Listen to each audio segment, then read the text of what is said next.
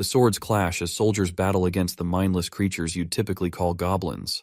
The platoon captain is doing his best to lead his men, but it looks like these critters are a bit much for them to handle. So the captain turns to our protagonist for help. Enter our guy, Ju Dong-hoon, a necromancer working as a mercenary hired to support this squad. Without hesitation, he draws his wand. With a single command, the skull over his wand starts to radiate an ominous power. Out pop a bunch of skeletons who immediately jump into the fray and start taking on the goblins. The soldiers watching from the sidelines are in awe of the necromancer's commanding presence. They never expected to see someone so powerful in an E-rank dungeon. Now that they've seen what he can do, they're sure he must be some high-ranking expert. It finally makes sense why the party leader seemed so relaxed earlier, but they're still puzzled about how their captain managed to recruit someone as strong as him. Meanwhile, our guy is overhearing all the praise, and he can't help but feel a bit satisfied. I mean, being a necromancer is pretty rare. Out of the 8 billion people in the world, only about 1,000 have that ability. It's a pretty prestigious profession. But even though the title of necromancer sounds cool, the skeletons he summoned are just regular E-rank monsters, so our guy doesn't exactly feel that proud of his work. Even the soldiers, who were amazed just moments ago, are starting to realize that these skeletons are the most basic summons a necromancer can control. One of them tries to argue with his friend, claiming that the necromancer is probably using these low-level creatures on purpose to show just how easy it is to clear an E-rank dungeon. He's definitely a bit jealous of our guy, but we all know that's not the case. Ju Dong-hoon isn't just an ordinary necromancer, he's a cursed one stuck at E-rank. He has the ability to control the souls of the dead, and can even overpower enemies using fiery spirits and poisons. But the curse he carries prevents him from summoning anything stronger than skeletons, making his power feel limited and frustrating. This whole situation is just heartbreaking for him, as he watches others grow stronger while he's stuck in this position, feeling incredibly jealous of those around him. It all started 10 years ago when humans began receiving unique abilities when they reached adulthood, at the age of 20. These abilities were completely random. Some people got powers related to blacksmithing or sewing, while others received abilities related to exploration, healing, or buffing. Because these powers were given by chance, not everyone was thrilled about their abilities. Still, thanks to these powers, humanity was able to survive the monster invasion. But what the soldiers don't know is that Ju Dong-hoon's growth was limited by a curse. He can only summon E-rank skeletons, and that's all he'll ever be able to summon until the day he dies. So, while the soldiers see him as a prestigious necromancer, they don't realize that his potential has been stunted, leaving him stuck at the bottom. Nowadays, Ju Dong-hoon is just an E-rank dungeon hypercarry. After the raid, our boy meets the team leader to report that the task is complete. With that, he announces his departure and heads out. As he walks through the bustling streets, his mood sinks lower. He's dejected, sad, and consumed by thoughts about his cursed state. What gnaws at him the most is the weight of people's expectations. They see the title Necromancer and assume greatness, not knowing he's held back by a curse that chains him to mediocrity. He then notices that he has received his paycheck for today's job, which is a measly 40,000 won. The amount stings, especially since even a part-time job would pay him more. But this is the only path he truly wants to walk, and giving up isn't an option. Suddenly, his attention is caught by a live broadcast on a massive screen nearby. It's actually a piece of great news. Apparently, the Dark Lord, who cleared the Lunar Rift last time, has become a ranker in just 3 years of being active. With that, South Korea now officially has 37 rankers, placing it second in the world behind the United States. It's a huge deal, and it's a major milestone for the country. Not to mention, it's the first time a hunter has become a ranker in just 3 years, excluding the original rankers, of course. It goes to show just how powerful the abilities of a necromancer can be. Our guy listens to the news with a mix of regret and frustration on his face. While everyone is climbing the ladder, he is stuck at the low bottom. What makes it even worse is that the Dark Lord received his authority on the same day as our boy. To think that while Ju Dong-hoon is stuck as a cursed necromancer who can only summon skeletons, the other guy has already become a ranker. The jealousy and frustration burn inside him so intensely that it's as if you can see flames surrounding him. But he can't deny the reality. Even though he resents it, sitting still and doing nothing won't change anything for him. If he wants a different outcome, he has to take action. So he arrives at this remote place to train. He commands his skeletons, and they quickly appear, ready to fight. He only has 2 effects so far. Effect 1 consumes 10 energy to summon an ordinary skeleton, and he can summon up to 10 skeletons at once. Effect 2 allows him to name each individual skeleton. Dong-hoon recalls the day he discovered that he could name each skeleton. At the time, he was genuinely excited, thinking this might be the game-changing skill he had been waiting for. He believed it could unlock a hidden potential he didn't yet understand. But, as it turned out, he was just being delusional. Anyway, he walks over to his rattling skeletons, commanding them to stretch a little and work out those weak tendons of theirs. We then get an official introduction to Ju Dong-hoon's skeleton friends. It turns out that every time he summons them, he always gets the same skeletons. The one wielding a huge sword is Bony 1, the one with a long spear is Bony 2, and the one with a bow is Bony 3. Dong-hoon would always push them to train, hoping to make them stronger. And to his surprise, he did see some results. The skeletons, who once struggled to even handle a goblin, could now easily take on 3 at a time. But that was where the progress stopped. E-rank skeletons were still just E-rank skeletons. No matter how much harder Dong-hoon made their training, or even if he hired a C-rank teacher for them, they couldn't get any stronger than that. The reality was harsh. No matter how much he tried, they were stuck at their limits. While Ju Dong-hoon is drowning in his own despair, we notice a filthy orc lurking behind some bushes. As soon as Dong-hoon senses its presence, he turns around, and the orc steps out of hiding. The creature is massive, with sharp fangs that make Dong-hoon recoil in fear. He wasn't expecting to encounter an orc of all things here. The system chimes in, announcing that the skeletons are being suppressed by the presence of a strong being, and all their stats have been reduced by 20%. Dong-hoon is absolutely frustrated and terrified. The fact that this useless pile of bones is getting overwhelmed by an orc makes him annoyed. His sense of helplessness only grows as he watches the orc steadily approach him. The presence of this monster means one thing: there's a dungeon break nearby. A dungeon break is a phenomenon where a dungeon which hasn't been cleared properly breaks open, releasing monsters into the outside world. The orc raises its massive axe, and Dong-hoon quickly commands his skeletons to block. Bony 1 steps in just in time to take the blow, saving Dong-hoon from certain death. However, the orc easily yanks Bony 1 away, like the skeleton is nothing more than a paperweight. With that devastating hit, both Bony 1 and Bony 2 are down for the count, leaving Dong-hoon in a dire situation. Realizing things have become hopeless, he tries to dash away as fast as he can, but the Bony 3 steps in and strikes the monster with its arrow. While Bony 3 is loading up another arrow, Dong-hoon decides to summon more skeletons. With 70 energy remaining, he can summon up to 7 more boneheads to help him out. Dong-hoon summons 2 more skeletons and commands the trio to attack from a distance. But no matter what strategy he applies, nothing seems to work against this brute of a monster. The orc is so powerful it can literally turn these weak skeletons into powder with a single punch. One by one, 3 of his skeletons are taken down, and the orc remains completely unhinged. With the last bit of energy he has, Dong-hoon summons more skeletons, but the orc is more than ready to crush them. The situation is looking grim, and Dong-hoon feels like his end is near. He doesn't want to die so soon, but it seems like there's no escape.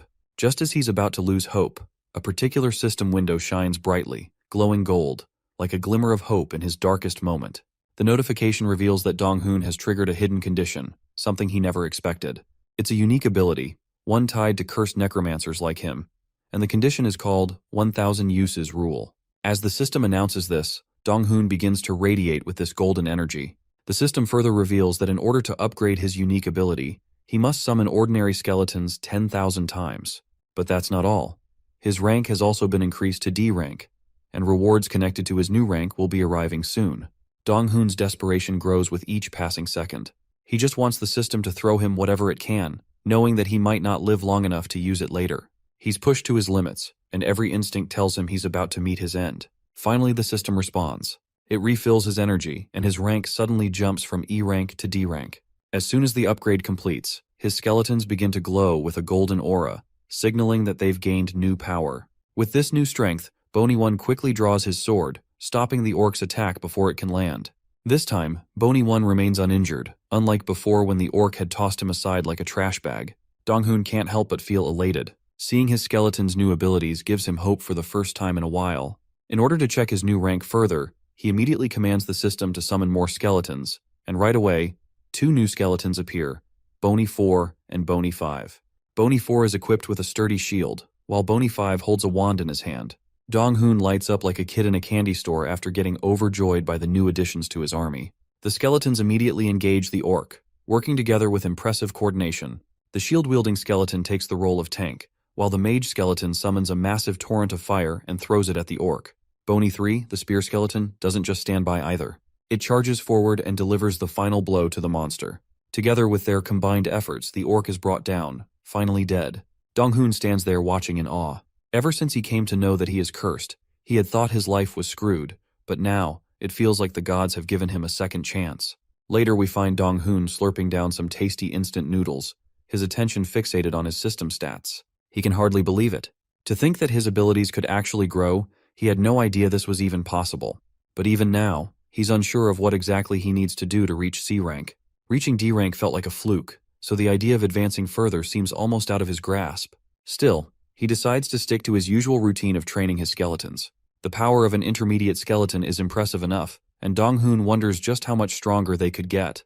The thought of his mage skeleton being able to spam blizzard spells fascinates him. He can also imagine his spear and sword skeletons becoming true masters of their respective fields. But only time will tell, and Dong-hoon eagerly waits for that moment to come. The next day, when he enters the guild's office, he notices a group of people gathered, chatting amongst themselves. Their faces are filled with concern, which immediately catches Dong-hoon's attention. As he listens, he notices one of the individuals wearing a green badge. It's clear from the badge that the person is a C-rank hunter, and Dong-hoon can't help but wonder why someone of that rank would be here, in a place like this. The boss quickly calls out to Dong-hoon, announcing that he has big news to share. The news is about the Parang Guild, established by the legendary Korean ranker, Gi Parang, known as the Fine Bow. Apparently, everyone in Korea knows about this prestigious guild, and it's well known for its skilled hunters. The boss explains that the guild is planning to explore a newly opened dungeon and needs porters. The pay is 10 times higher than typical jobs. The mention of the fat paycheck quickly grabs Dong-hoon's attention. His boss asks if he's interested since they're accepting E-rank hunters as well. After all, with most other jobs nowadays paying so little, this sounds like a golden opportunity. Dong-hoon sees the potential in this job, but he's still unsure. He decides to first check out what kind of dungeon it is. His boss reveals that it's a newly discovered dungeon near Paju, and it's quite tough. In fact, 5 different teams have already failed to clear it. The number of failed attempts is staggering, leaving Dong-hoon shocked. His boss further reveals that the dungeon's rank has yet to be determined. The previous teams that tried were amateurs, but this time, with the famous Giparang leading the team, there's no way things could go wrong. And as a porter, Dong-hoon wouldn't even have to fight. He'd just be there to carry supplies. All he has to do is just work on his task and get his money. This prospect seems tempting, but the tenfold reward is probably just hazard pay for that dungeon, especially the one with the undermined rank. And if Dong-hoon has to be honest with himself, he's mentally exhausted from that encounter with the orc yesterday. But as much as he hates to admit it, the job is seriously tempting. He remembers something the Dark Lord guy said during the interview. If anyone wants to level up their rank faster, they'll have to take on dungeons above their level. Otherwise, there's no way to progress. The higher the rank, the bigger the risk. But that also means more opportunities and rewards. So, my guy grabs the contract, signs it right away, and then asks for a week off. His boss gives him the green light immediately. He's so happy about it that he promises to treat our boy to a meal soon. Later, my guy heads to his usual spot, where he summons his party of skeletons, and, seeing the menacing power they're exuding, he feels proud to see that his training has actually paid off. He commands them to take their positions, and tells them to start the madness. The skeletons quickly start playing their roles.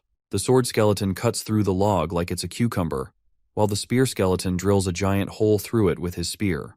The archer skeleton is shooting arrows that literally drill through multiple trees at once.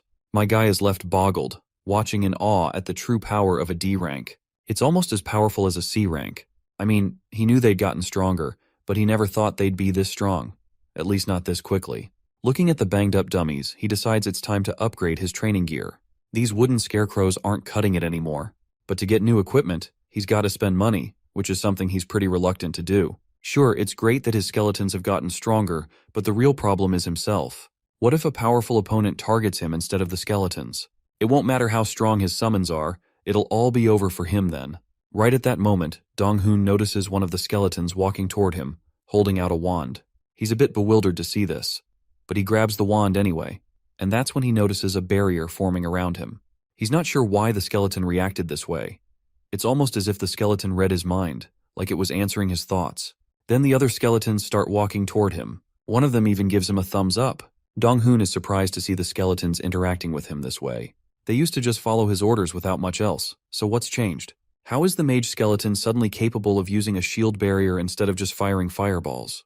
That's when the shield skeleton drops his giant shield, and after getting Dong-hoon's attention, points toward the dummies. Dong-hoon has no idea what's going on, but later, we learn that this shield skeleton just want to act as dummy for others to practice. Well, it looks like Dong-hoon doesn't have to spend his hard-earned money after all. The skeletons engage in training sessions, each of them working on their own skills. Dong-hoon decides to have the spear skeleton attack him, wanting to test if the air shield is as sturdy as he thinks. The mage skeleton quickly casts the air shield, and the spear skeleton launches its attack. Surprisingly, the shield holds up perfectly, not breaking at all. This is enough reassurance for Dong-hoon that, at the very least, he'll be safe in real battles. He then tells everyone to continue practicing. This time he wants to act as the target. The skeletons immediately start attacking him, trying their hardest, but no matter how much they try, Dong-hoon remains unscathed. Meanwhile, the system window floods his vision, notifying him that his skeletons have leveled up. Not only that, but the system congratulates him, mentioning that due to the first growth after awakening, the status window has been unlocked. Dong-hoon sees the status window for Bony 1 appear in front of him, where he can view all the stats, skills, and everything related to Bony 1. The same goes for the other skeletons. Each of them now has their own status window.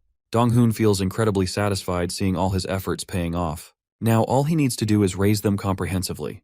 With that in mind, he finally vows to train them until they become the world's strongest skeletons. Later, the big day finally arrives for Dong-hoon to start his new job. He's packed a sleeping bag and more than enough emergency food, fully prepared for whatever comes his way. However, the moment he remembers his position as porter, he can't help but feel a bit annoyed. That's when one of the guys from the squad announces that all the participating mercenaries need to head over to the dungeon. He tells them they must wait in front of the dungeon, as the plan is to enter all at once. Dong-hoon reflects that the dungeon is pretty close to Paju Station. The hole inside it looks like an average dungeon that's been naturally generated. The other mercenaries, on the other hand, start to get nervous. It seems like this is a high-difficulty dungeon. They talk about how the thicker the color around the hole, the higher the chance the dungeon will be more complex or difficult. But then again, they're somewhat relieved to be with Parang, so they're confident that not much will go wrong. One of them even jokes that he just wants to finish this quickly so he can go home and have some rice soup and soju. However, Dong-hoon doesn't seem to think that just being with a big guild is enough to keep them safe. You see, there are countless dungeons in this world, and just as many hunters who've gone missing in them. The scars and deaths often get overshadowed by the glamorous spotlight of the rankers. The number of lost lives is uncountable, yet the world moves on. But still, Dong-hoon is ready to go in, willing to put his life on the line and risk it all. Suddenly, he hears a lady calling out to him. When he turns around, she vanishes into thin air. He has no clue where she went, but he can hear her voice clearly. She finds it interesting that she can sense the energy of a D rank inside him, even though his rank plate clearly says he's an E rank. He asks her continuously who she is, but the lady makes it clear that he'll have to answer her questions first. She asks why he's hiding his abilities from everyone in Parang, and why he chose to participate as a porter. This is making Dong-hoon even more anxious. How could she know such small details about him? The mysterious lady, on the other hand, can tell that he's getting suspicious of her. She picks up on the look on his face. Finally, Dong-hoon musters up the courage to ask her if she's a spy who received acting classes. The lady finally starts appearing back, and it looks like she thinks of our boy as another spy sent by another guild. The moment he takes a full look at her, my guy is left absolutely awestruck when he notices a golden plate, which is only given to S ranks or higher. This means she's the #1 ranker among South Korea's 37 rankers. The Dark Empress, Gi Soil, Parang's guildmaster, and Giparan's only little sister. Thanks to her unique ability, she's the one person you definitely don't want to make angry. Although she looks quite scary, to think he would even get the chance to talk with that ranker he's admired for so long. Dong-hoon gets humbled and tries to humbly explain that she's misunderstood, because he's definitely not a spy from another guild.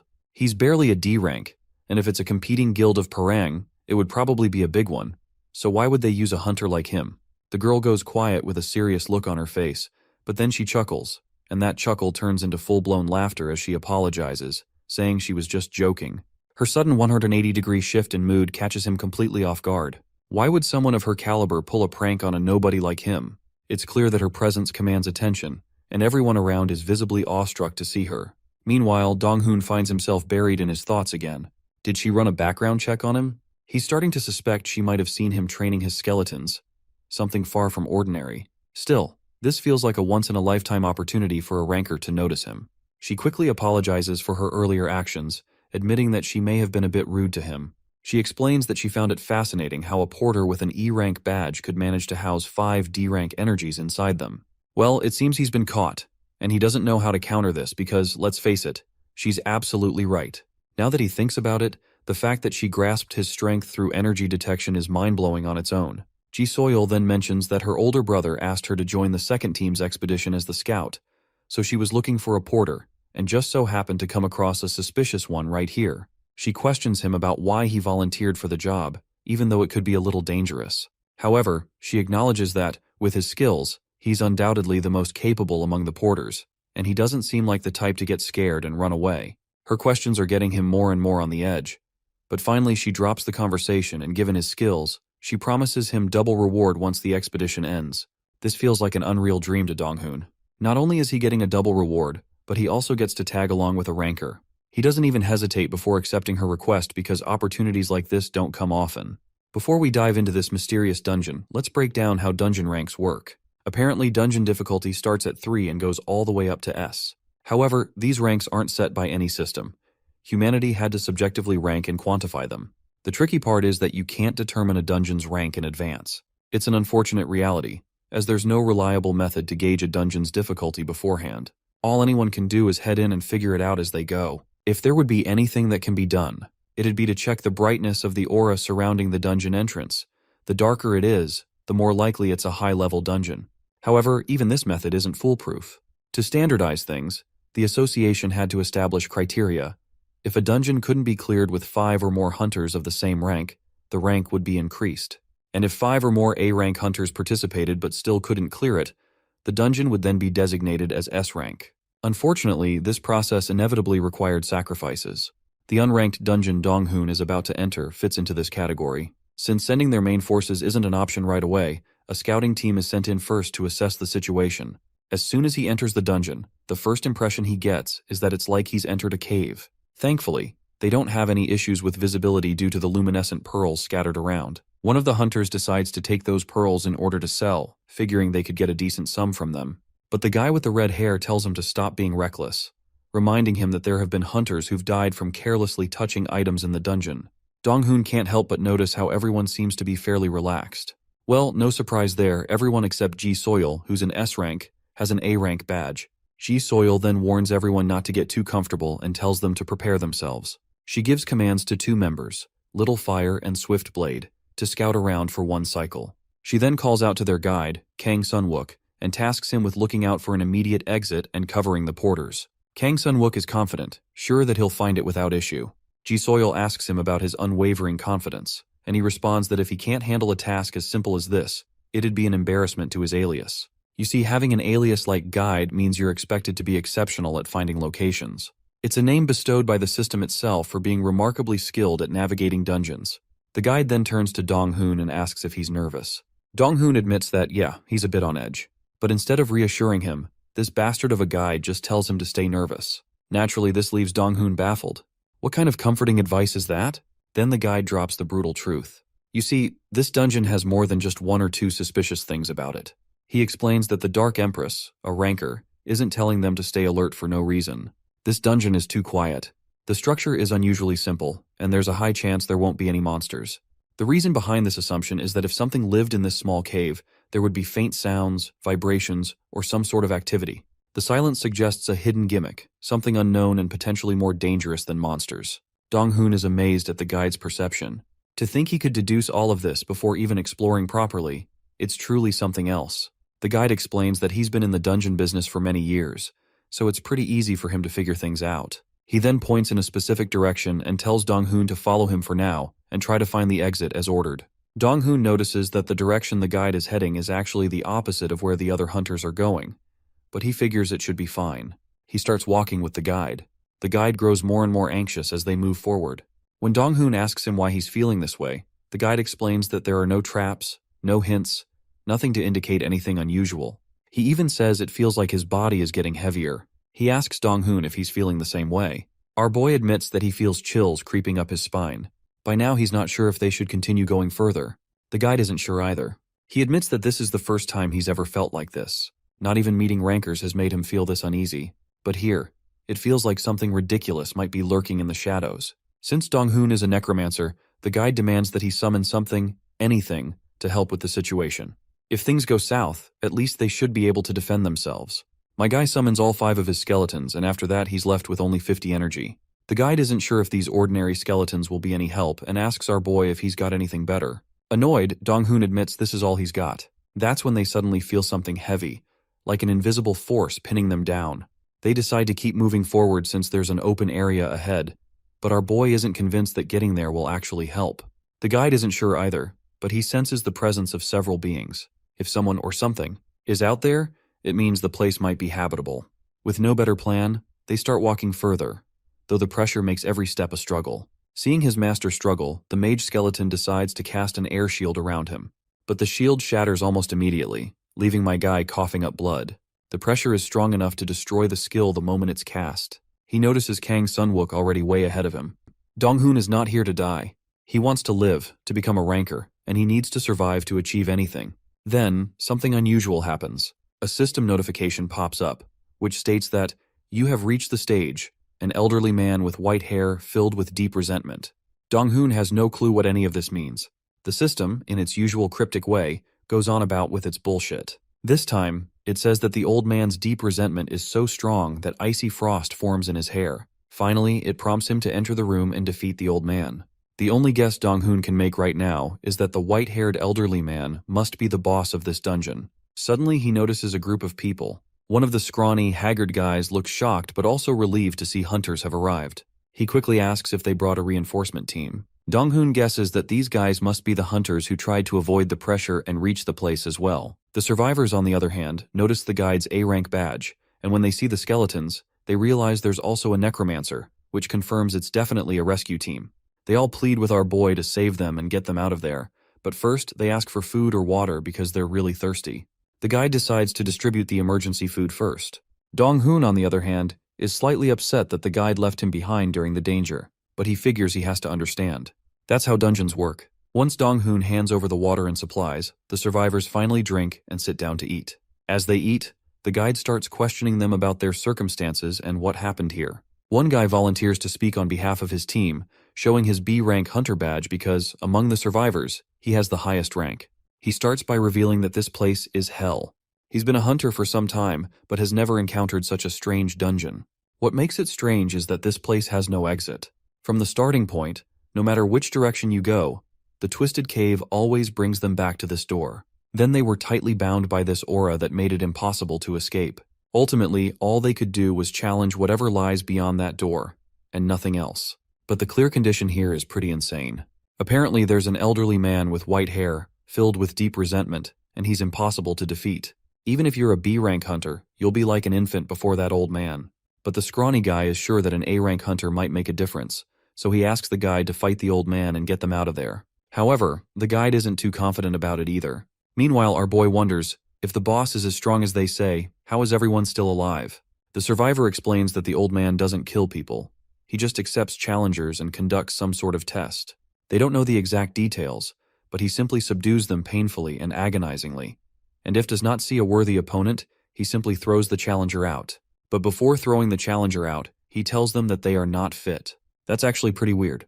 To think there's a dungeon boss who doesn't kill people. Now that they think about it, it's a little strange. Because the old man is, well, an old person, meaning he's still human. This is the first time a dungeon boss has been a human since the world changed. Even Donghoon is shocked to hear this, and he isn't sure if the existence of a human boss is even possible. Whatever the case, they must open that door and complete the mission to find an exit.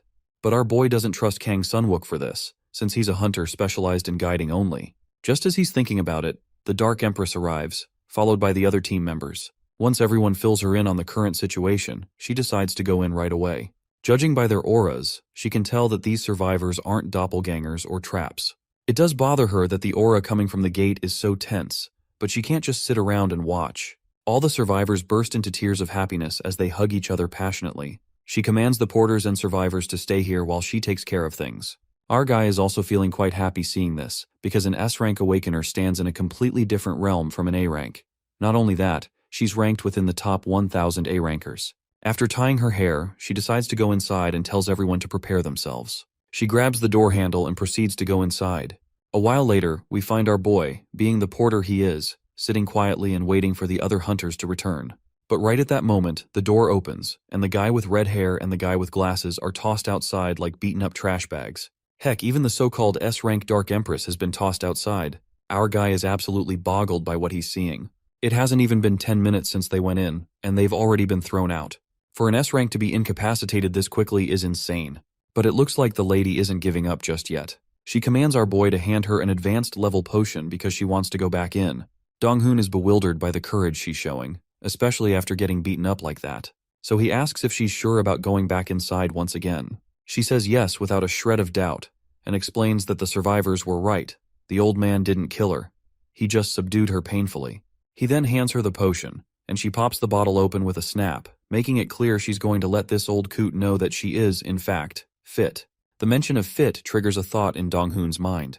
He remembers that the term fit is usually only used when a master is seeking a disciple. In that case, the old man's resentment must stem from not finding a suitable talent. After slurping the potion, she tosses the bottle back to our boy and starts walking back inside. And so Soil's infinite challenge began. But every time she entered, she was thrown back with bruises covering her body. There were no results after so many tries. She was just starting to get frustrated and wasn't sure how much longer she could endure this. She has yet to figure out the main motive of this old coot and how this guy is not only a master in swordsmanship, but he's also good with a spear. She doesn't relent and continues this relentless pursuit in order to achieve victory. Meanwhile, our boy just sits there with a tired look on his face. As a day passes, his expression only grows more sour from all the shit that's been happening. 4 days have passed just like that, but she hasn't stopped challenging him. Every time she entered, the old man always had another trick to show her. Not only was he a master in spear and swordsmanship, but that old sucker even knew magic. Meanwhile, Dong-hoon knows they're in really big trouble. Even if Giparang came to help, the situation wouldn't change. He has a feeling that even 2 or maybe 5 rankers might not be enough to defeat the old man. After so many tries, she finally admits that the old man is indeed built different, but that doesn't mean she'll stop challenging him. Her relentlessness and dedication resonate with Dong-hoon, and he can tell that she truly has the mindset of a ranker.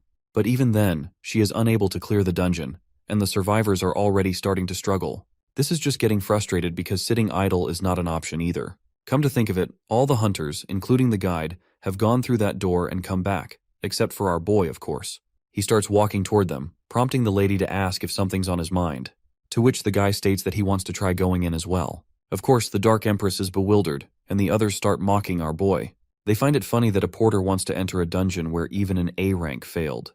The guy with red hair even steps toward our boy and sternly tells him that since he's a porter, he'd better act like one and just carry the bags as he's told. He's literally ready to draw his sword if Dong-hoon tries anything bold. Before the situation escalates, the lady breaks the tension and asks Dong-hoon if he wants to challenge the dungeon himself because he doesn't trust her. Dong-hoon denies having such thoughts, prompting the lady to remind him that according to the original contract, he's a porter and can't voice his opinions on dungeon exploration. Of course, our boy is already aware of that. The lady then asks him why, if that's the case, he still wants to challenge it.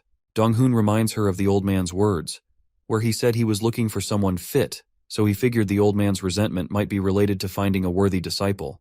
And a worthy disciple doesn't necessarily need to be perfect, they just need potential. If she's catching on, she asks him if he means that the old man wants to make him his disciple rather than defeat him, to which our boy agrees, stating that this may be the hidden clear condition.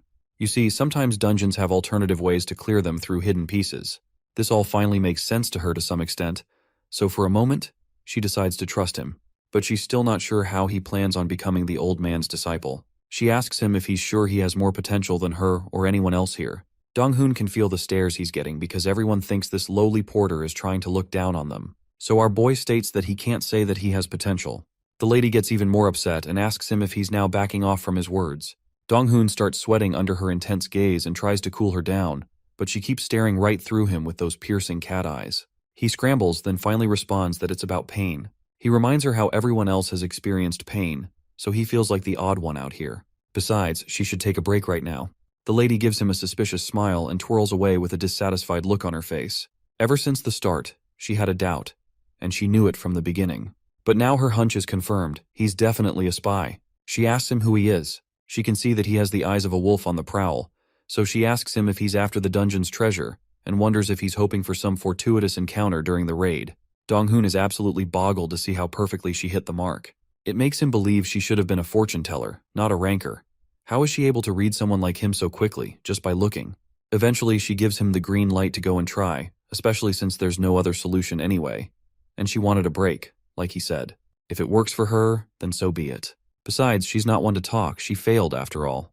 Dong-hoon is bewildered to realize that she's actually willing to let him go, and she further assures him to take his one chance. As you can see, the emergency rations are running out, and the rescue team isn't coming. This means they need to clear this dungeon as soon as possible.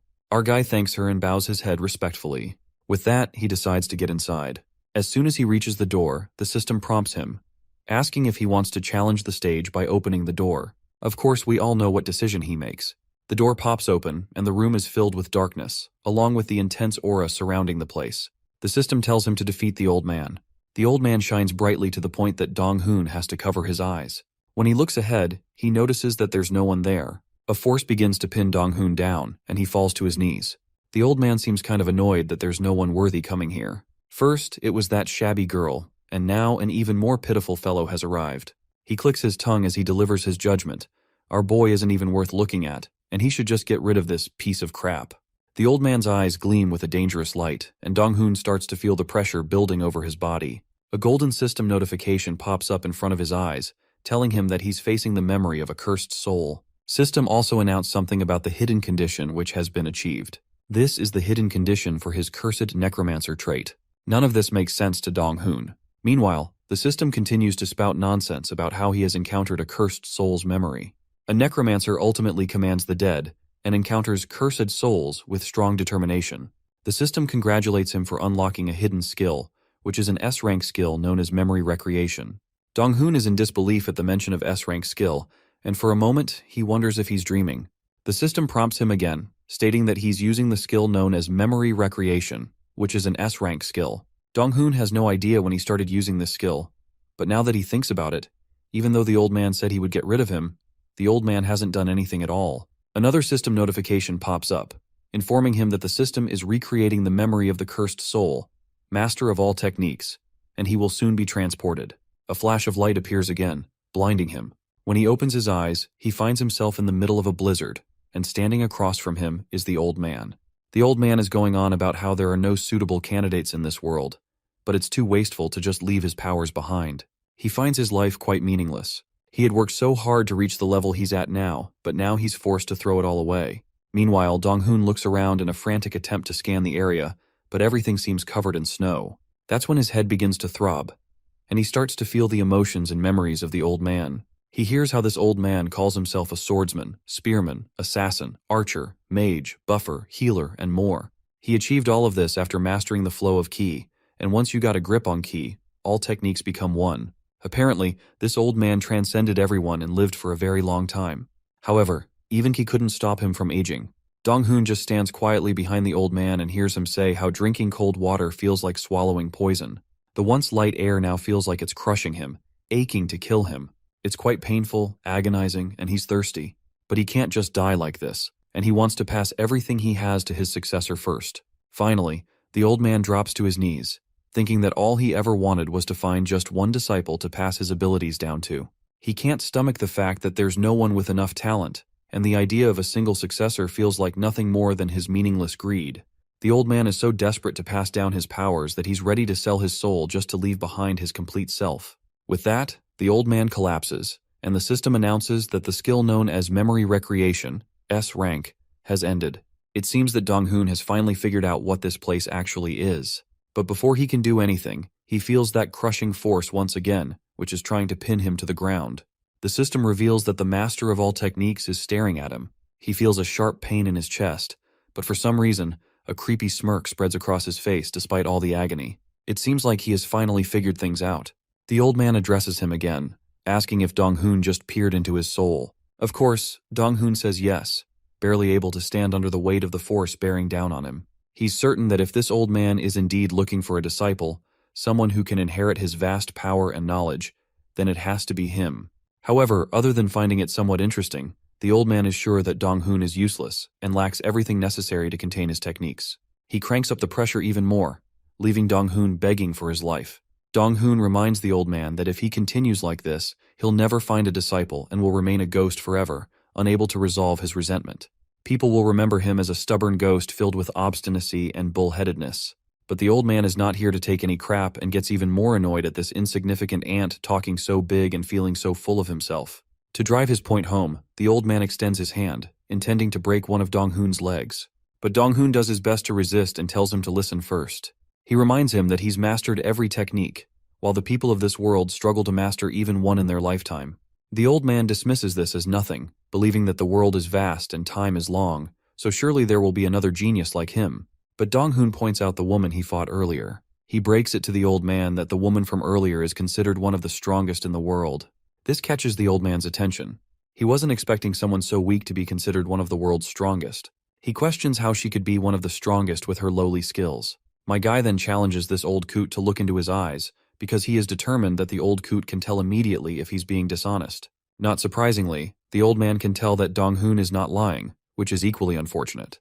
At that moment, Dong-hoon sees his cue and asks the elder if, since no one meets his standards, why not choose him as his disciple. However, the old man doesn't seem interested in taking him as a disciple. He had already thought of Dong-hoon as insolent, and now he sees him as shameless as well. The old man would rather teach garbage than teach Dong-hoon anything. Dong-hoon counters that the old man doesn't have to teach him anything directly. He then opens his system interface and summons all 5 of his skeletons. The thing is simple. If the old man does not want to choose our boy directly, these skeletons have even more potential to inherit his abilities. To convince the old man further, he points out how these guys don't feel pain, giving them more endurance than anyone else, and making them tougher because they're fearless too. The old man's face remains unreadable. After taking a closer look at these undead, he twirls around in the opposite direction, his presence still pressing down on our boy. The old man finds it amusing that the successor he's been searching for isn't human, but undead. He can definitely see their immense potential. They must have been exceptional warriors in life, and he's always wanted disciples like that. Teaching more than one might be tricky, but the old man is willing to make a compromise. The moment we've all been waiting for has arrived. The system confirms that our boy has finally fulfilled the hidden condition. A blinding light surrounds the area, and once again we're in the middle of snowy mountains. The old man is ready to trust our boy's word, and the determination he sees in his eyes. But he wants our hero to promise that no matter what trials come, he'll inherit everything the old man has to offer, and leave a mark of him somewhere in this world. The system prompts him to convince the old man if he truly wants to claim all of his juicy powers. So, our guy promptly starts throwing out some cheesy lines, making it crystal clear that he won't miss this once-in-a-lifetime opportunity and that he'll inherit it all, no matter what. The look on the old man's face clearly states that our boy gets a pass. The system then further confirms that he has indeed successfully cleared the stage. After being accepted as the old man's disciple and clearing the dungeon, Ju Dong-hoon woke up to the sight of the harsh hospital lights. Beside his hospital bed was the Dark Empress herself, Gi Soil. It looks like she's been waiting for him to wake up for a while now. Dong-hoon tried to make sense of his current situation, still groggy from his bizarre experience. Gi Soil formally introduced herself as the Vice Guild Master of the Parang Guild once more, this time with an air of seriousness. She emphasized that she's also known by her alias, the Dark Empress, to intimidate our boy. He already knew all about her. What he can't think of is the reason why she's in his hospital room. After clearing the dungeon, he must have lost consciousness and blacked out. Gi Soil admitted that she was surprised to see Dong-hoon conquer an unclear boss. Who would have thought that a mere porter she picked up on a whim would be the one to do so? Her intense stare would surely freak anyone out. Composing himself, Dong-hoon asked why the Vice Guild Master of a major guild would personally come to find him. As it turns out, she's just curious how he cleared that absurd, unranked dungeon and what rewards he got from doing so. She wanted to know if their theory was right, and Dong-hoon really became the old man's disciple. Her questions are valid. She was supposed to take on the dungeon by herself. From Soil's perspective, some random guy who came along to carry their bags stole the achievement. He reckoned that a more violent and unreasonable ranker might have already beheaded him for stealing their prey. So before he answered her questions, he asked what the news articles were saying about the completion of dungeon exploration. She immediately sensed that he was worried about the exposure, but there was no need for that. They reported that the Parang Guild's advance team cleared the dungeon and had all the survivors sign confidentiality agreements. Dong-hoon beamed with joy after hearing that he wasn't shoved into the spotlight. He lowered his head and sincerely thanked the Dark Empress for not putting him in danger. She was surprised by how mature the porter was. Most hunters would kill for a chance to show off such an impressive achievement to the world, but Dong-hoon is more level-headed than that. For him, safety comes first, above all. She assured him that the reports were also for the sake of protecting the pride of her guild. No one would believe that a porter was the MVP of such a perilous expedition. An E-rank mercenary over a literal ranker. It makes sense. Parang Guild is covering up the results so as not to be embarrassed in front of the world. If he reveals the truth, he might get secretly assassinated for it. It has been 3 whole days since they came out of the dungeon. He has been unconscious for the entire duration. Nevertheless, he got his much-needed fortuitous opportunity thanks to Soil. He knew that babbling about the rewards could potentially endanger him, though. So, he chose to play it safe, and answered that he hasn't figured out what he got out of the clear yet, and he's going to need some time to give a proper response. He pretended to be sick and weak from the experience, hoping that Soil would be convinced. Dong-hoon also assured her that he would not run, as no hunter in the world could possibly escape the eyes of the Dark Empress. Surprisingly, she bought his act and agreed to come back to ask more questions once he sorted things out. And so, she exited the room, and he could finally breathe once more. Life really came at him fast in the past few days. He awakened after 3 years of toiling. He met a ranker and cleared a strange dungeon on top of that. If he ends up on the wrong side of Parang Guild, he'd be toast. On the other hand, this could also be an opportunity to build a good relationship with a powerful organization. Alone in the hospital room, the system prompts him to check the rewards for clearing the dungeon. As soon as he accepted the prompt, he was granted a permanent 20-point increase in his energy. On top of that, he acquired the S-rank skill, Teaching of All Techniques. Looking at his status window, not much has changed. He's still a D-rank cursed necromancer, but his skills have become more stacked. With his 2 new S-rank skills, Memory Recreation and Teaching of All Techniques, it was so insane that he shivered just looking at it on display. He finally understands why veterans are so obsessed with clearing dungeons. The ability to read the memory of the dead, Memory Recreations, looks like a hidden skill. Using this ability to read the old man's memories allowed him to clear the dungeon, but aside from that, he couldn't think of any other application. He's confident that he would find another use for such a thing someday. What's more interesting is the quest reward, Teaching of All Techniques. Its first effect allows him to summon the master of all techniques who dominated the other world for 60 minutes. The old man cannot exert physical force in the real world, and will be limited to just passing on knowledge. Only the user can perceive the grumpy old fart, and the cooldown is set at 24 hours. After a single read through the skill description, Dong-hoon hopped off the bed and gathered his belongings. He rushed towards his usual open-air training grounds as fast as he could. Dong-hoon raised his hand and used Teaching of All Techniques, summoning the boss that toyed with everyone it fought. A brilliant light coalesced into the form of an old man. Finally, the master of all techniques has seen the light of day once more. Dong-hoon smiled and greeted his new master, respectfully calling him sir. As a response, the old man smacked him hard on the head and called him an idiot. An absolute dumbass. After promising to inherit everything with determination, this boy really waited 3 whole days to summon him. The old man was fuming. He accused Dong-hoon of being lazy and told him that he wouldn't be able to keep up. Of course, Dong-hoon tried to explain that he just recently regained consciousness, and the first thing he did was summon the master. Another thing, the skill specifically stated that the old fart should be incapable of physically influencing the world. How can he smack Dong-hoon in the head then? Much to his surprise, his thoughts were clearly broadcast and read by the master. The 2 of them are now mentally connected, so no thoughts can go unnoticed. Since they've already lost so much time, the old fart is eager to get started with the first day of training immediately. He thought he would just need to summon the skeletons and let the master work on them, but the old man had a different training method in mind. Master wants to find out what to teach Dong-hoon himself first, as he already largely understands the talent of the skeletons. The only weak point and problem is their summoner. Dong-hoon did not like the sound of that at all. The old fart asked Dong-hoon if he knew the reason why he was called the master of all techniques. Back in his heyday, he was given that prestigious nickname after learning and perfecting countless talents to their limits. He already formulated a training regimen for every skeleton, while the rest of his teaching is up to Dong-hoon to learn and master. Dong-hoon argued that his talent had already been evaluated as nothing but trash. The old fart got unreasonably angry and ordered him to shut up. Since he's the one who promised to inherit his mastery, he has to stay true to his word. If he can't, he'll just have to try harder until he can. Besides, the old man can use one of his arts to mold trash into an unparalleled genius. To employ that method, it's a good thing he can exert physical influence exclusively on his summoner. The old man is excited to use some of the arts and techniques he created, but never had the chance to use. Hardened meridians can be opened with ki, and the young man's physique can be improved if massaged for 300 days. It will be painful, but that's when Dong-hoon's tenacity comes in. This is not going the way he expected this encounter to go at all. When he tried to slither out of the deal, the old man reprimanded him to shut up and be grateful. Back in his world, countless geniuses would kill for the chance to learn from the master of all techniques. They all wanted his grand technique of the celestial artisan. It's the art he created in his last years.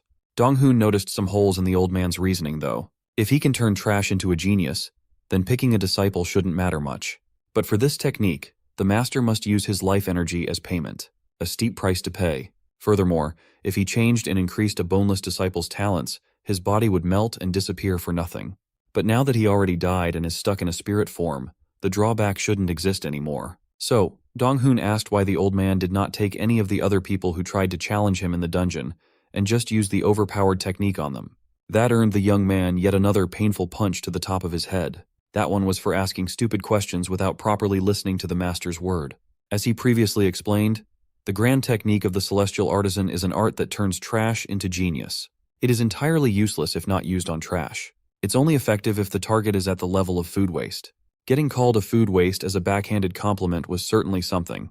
Again, the technique won't work on people who aren't totally talentless. Their bodies have already been influenced by other energies, after all. Compared to those with some semblance of power, like the Dark Empress, Dong-hoon's body is very clean and incredibly weak.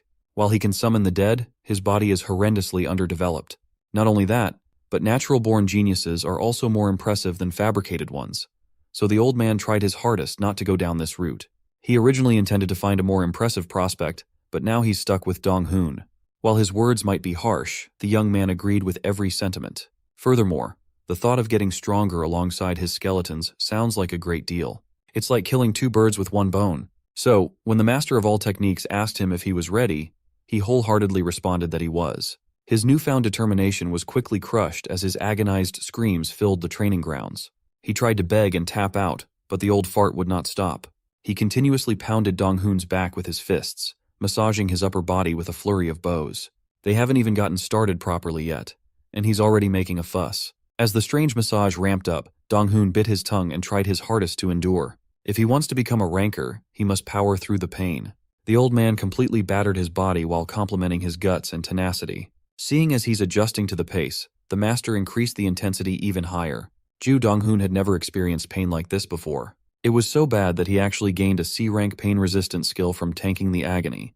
The skill also has the potential for further growth. With one final slap and shove, Dong-hoon coughed and collapsed onto the floor. The massage felt like forever, but it's finally done now. The old fart praised him for gritting his teeth and prevailing like a champ.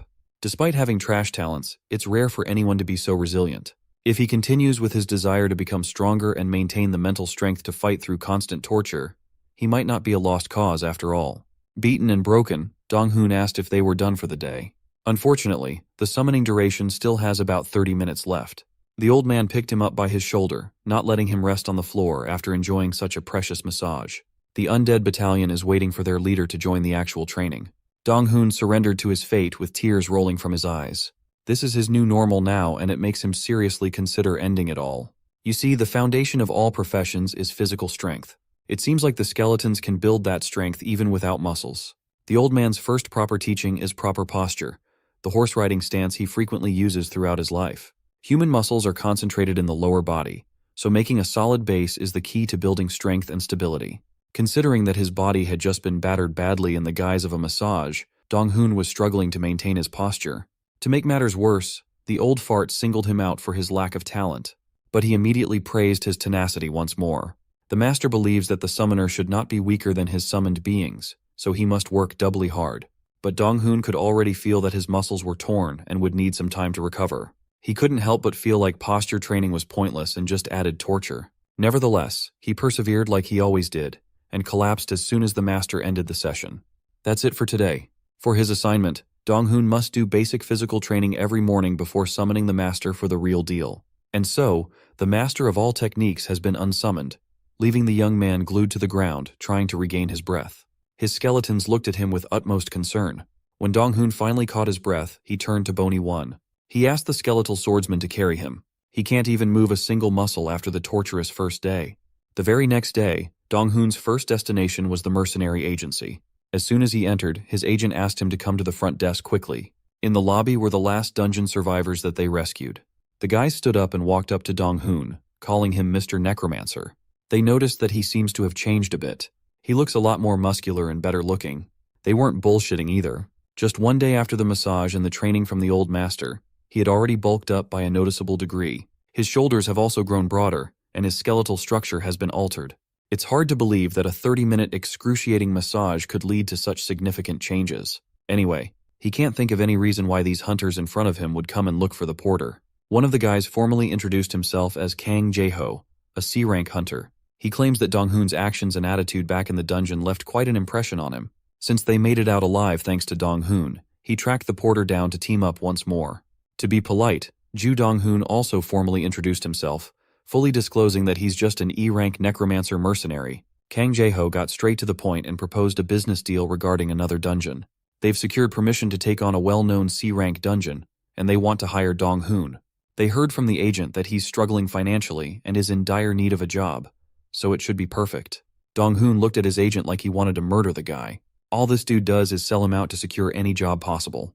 He even aired out poor Dong-hoon's financial situation. But it's also true that he needs cash and fast. Jae-ho warned him that the dungeon they'll be taking on is a tricky one, even for a C rank. Still, it's worth a try. With some luck, they can reap some pretty valuable rewards. Recently, some parties even got a power potion to drop. Hearing about a power potion immediately raised Dong-hoon's interest. You see, a power potion is an incredibly rare dungeon drop, regardless of rank. It's a high-level potion known to cure any curse or illness. Jae-ho was pleased to see that Dong-hoon seemed interested in his proposition. He also added that they did not want to hire Dong-hoon as a porter, but as a full-pledged party member. As for the payment, he won't be getting cash up front anymore since he won't just be carrying supplies. He'll be entitled to a fair share of the profit for loots. Hearing that he's finally being treated like a real hunter bewildered him. In his mind, he calculated the money he could make if a power potion were to actually drop. The market price for one of those things would be about 50 million won. In a party of 6, that would be roughly 833 million won each. He can't even dream of making that much money with his old hustle. The promise of riches completely clouded his mind. Jae-ho asked if he was in, and he immediately said yes. He's tired of being a porter anyway. Besides, he's curious to see the power of his evolved skeletons in real action, and this can be a good chance for that. Jae-ho finalized the deal and gave Dong-hoon the location for the hunt on Monday. After securing another job, his next stop is the training grounds. While the skeletons practiced their respective regimens, Dong-hoon was asking his master for permission to join the dungeon run on Monday, explaining that hunters grow stronger through those dungeons.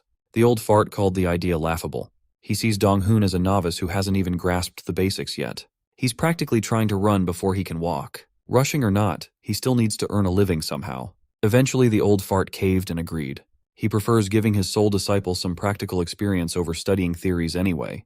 Dong-hoon lit up as soon as he heard that.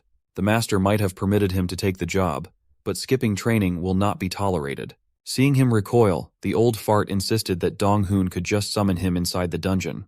With that matter agreed upon, the old man raised his hands and beckoned his poor discipline to come closer and receive today's massage. All color drained from Dong-hoon's face. One day in, and he's already traumatized. And so, he underwent the harrowing rub-down beat-down once more. Dong-hoon once again becomes a victim of the old man's gruesome massage training. At this point, his body is shaking from the exercise. Exhausted and on the brink of tears, this pitiful man realizes that he's just going to die for the sake of training.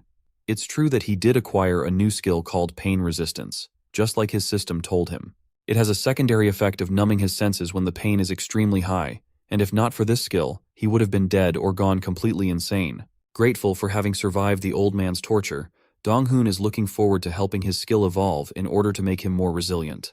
The elder applauds for his durability so far, not knowing that our boy is barely surviving this exercise. Unfortunately for our boy, the old fart wants to ramp up the pace of the training from tomorrow, since Dong-hoon is managing just well against the current level of training. Hearing this, bro does a double take and asks if he heard things right. As for the bonehead skeletons, they're working on their swings too.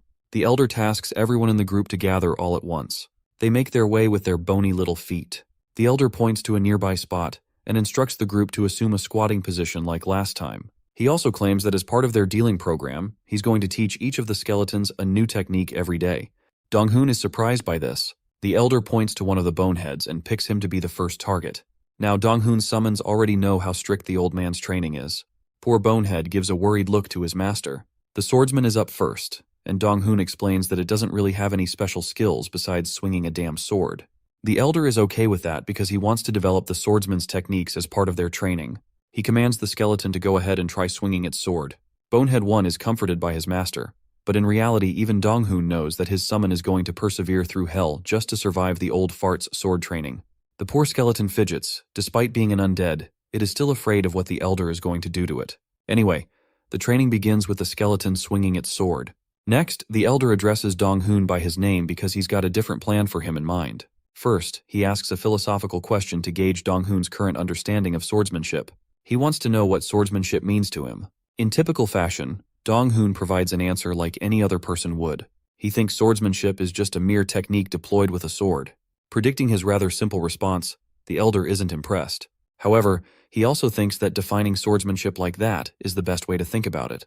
He seconds Dong-hoon's thoughts and agrees that it's nothing more than the skill of handling a particular sword. Tossing a stick right in front of him, The old master instructs him to pick it up. Dong-hoon thinks about it for a second, realizing that this master doesn't just want the skeletons to inherit his techniques. In fact, he wants Dong-hoon to be his disciple too, and inherit techniques like his summons. With a stick in his hand, the old master instructs Dong-hoon to wield the weapon in stance. Although confused by his instruction, he gets into position anyway. The older man reminds him not to complicate the process of wielding a weapon, and recommends that he manipulate the sword in whatever way he feels right. Dong-hoon finds a comfortable position for himself and is ready to take a swing. The master instructs him to swing a bunch of times as fast and hard as he possibly can.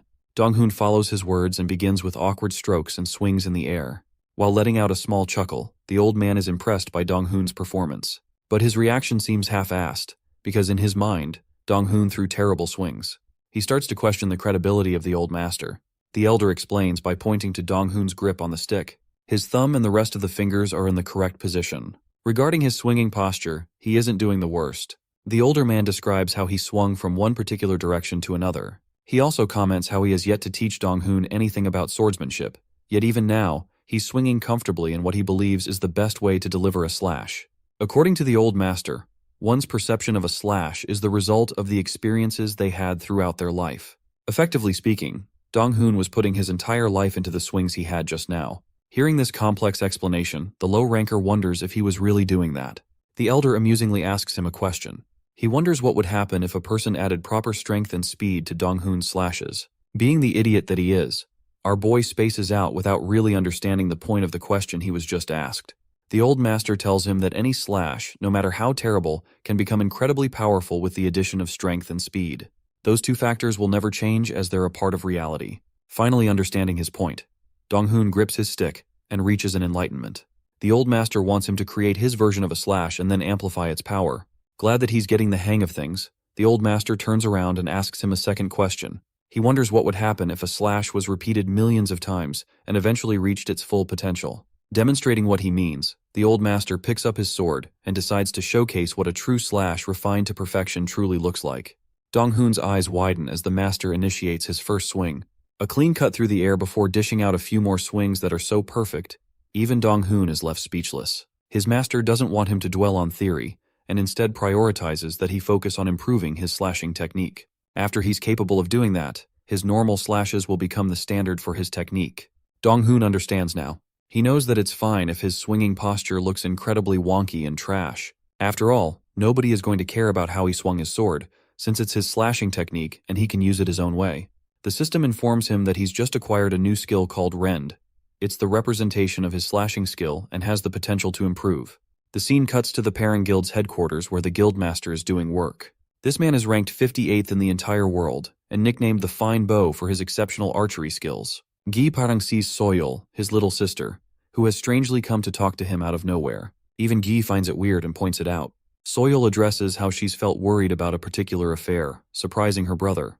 She gets to the point and questions if a D-rank hunter can suddenly unleash powers beyond an A-ranker. Gi points out the odd nature of the question, since it's never usually addressed, but Soyul is looking for a quick answer. He claims that it does take a while to hone one's skill to become very strong. According to him, an anomaly like that shouldn't be possible. Even if they did, then that would mean the D-ranker probably hid their ability and acted like a false ranker from the beginning. However, Soyul knows for a fact that the porter she met wasn't hiding his skills. Gi decides to take her observation for a word of fact, since Soyul's incredibly sensory skills allow her to gauge the strength of any ranker with ease. After all, she possesses the incredibly strong search skill. Following that, Gi questions what's really bothering her. Tensed up to address the matter, Soyul internalizes that HSE hasn't even reported to her brother about the dungeon she went through with the porter, because she can't swallow the fact that she was defeated so easily by the dungeon's boss. The old master inside the dungeon, his powers were remarkable, and beyond that of any hunter she had ever met. It makes no sense that a good-for-nothing D-ranker was able to overcome the impossible, the same situation that she failed against many times. She recalls their first encounter being a strange impression of him, and due to her personal curiosity, she offered him to become a part of the team for the raid. But the mere fact that he cleared the dungeon trumps everything. Dong-hoon already expressed that he's prepared to pick apart the details of what happened once he's ready, so Soyul is prepared to wait. Gi points out her silence and questions why she's smiling all of a sudden, despite her tense expression only a moment ago. He's become curious of his sister's reactions, especially since she has cared about nothing in this world besides holding her weapon and becoming the best. An embarrassed Soil decides not to reveal the dungeon situation and gets up to leave. As she's leaving, Ji teases her saying that it's okay to talk about it with her own brother. Let's explore Dong-hoon's side of things again. The party he was supposed to go on a raid with were waiting for him until he arrived. The fabled Necromancer kept his promise and showed up after receiving the details of the dungeon through text. Now, the funny thing about this dungeon is that it's ranked at level C. Their main objective is to eliminate the monsters as well as the boss. It doesn't seem like a complicated or difficult dungeon raid, which is exactly the suspicious part. Dong-hoon confirms that he's already worn sunscreen and brought ample amounts of water for the desert dungeon. Suddenly he notices something odd. His friend told him that there would only be a bunch of people, but it seems like there are more than before. There are also 2 girls who don't seem to be hunters. His friend explains that he invited 2 low-level porters and that it won't be an issue since he's already covered the cost. Dong-hoon is relieved and doesn't question it any further. He thinks it's reasonable to have porters to collect the valuables inside the dungeon. Since he's going up against a C-rank dungeon, he's a little uneasy, but ultimately thinks it's fine since his skeletons are capable of defeating an orc, which is supposed to be the highest D-rank monster. The party enters inside the gate. Now inside, they're met with a desolate desert, just like the details mentioned. The system warns him that he's going to endure a difficult environment, lowering his base stats by 10%. It's much hotter than the group initially expected.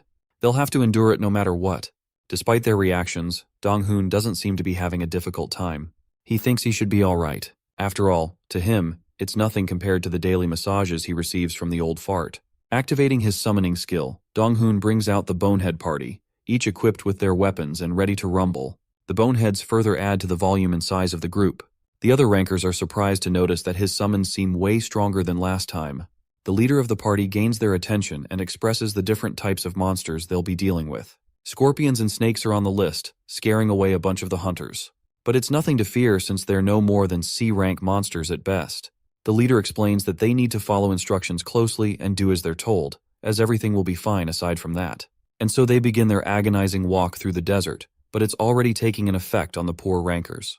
The leader brings their group to a stop for a strange reason. After all, there's nothing in sight, so it doesn't make sense why they stopped. Suddenly, one of them notices something. A scorpion's stinger bursts from under the ground and a ton of them come out to attack the humans. Preparing their swords, the hunters retaliate with their weapons and cut past the C-rank monsters. The leader reminds the group to focus and work on the task at hand. The group assumes battle position to confront the monsters. Dong-hoon witnesses the scene from afar. They're all going at it like crazy against the desert scorpions. He compares them to be just as powerful as the orc he faced. Dong-hoon calls out Bonehead number 5, the mage, and instructs it to cast an air shield around him. Heeding to its master's words, the skeleton creates a shield. Dong-hoon addresses the rest of them and raises his cane, ordering them to destroy the scorpions. Dong-hoon has secured his own well-being with the skeletons. The shield Bonehead plants his shield on the ground and activates the low-level skill Taunt.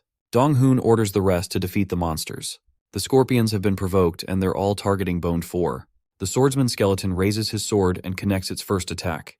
However, the sword can't seem to pierce the scorpion's thick defense. Still, the attacks aren't completely useless, so Dong-hoon prioritizes his summons to repeatedly attack the monster to eventually defeat it. The skeletons keep on rampaging with a flurry of their attacks.